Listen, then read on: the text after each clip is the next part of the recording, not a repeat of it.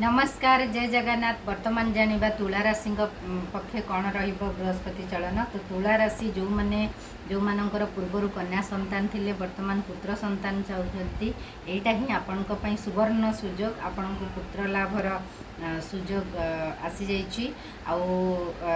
नवम बृहस्पति रे आपण मानकु बहुत सारा माने अपॉर्चुनिटी मिलिबो। चाकरी क्षेत्र रे पदोन्नति हबो, कर्म क्षेत्र रे भल सहयोग मिलिबो। उपरिस्थ कर्मचारी जो आपणकर आगुरु टिके हेल्थ अवस्था भल नथिला सेटा सुधुरी जीव। बॉस को सहित आपणकर पटु नथिला एबे टिके बेटर हबो।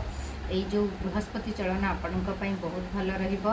तेणु आपण माने कोन करंतु निजर स्वकर्म करंतु। बहुत परिमाण रे आपण जेते पारिबे गरीब लोकों को सहाय हुंतु, तांको सहायता करंतु। कौनसी वृद्धाश्रम रे जदि आपण जाइकरी किछि टाइम गुरुवार दिन स्पेंड करिवे, तांकर टिके भल मंद बुझिबे, तांको पई किछि नै कि जिवे, आपणक पई बहुत भल रहबो बृहस्पति चलन। रहली जे।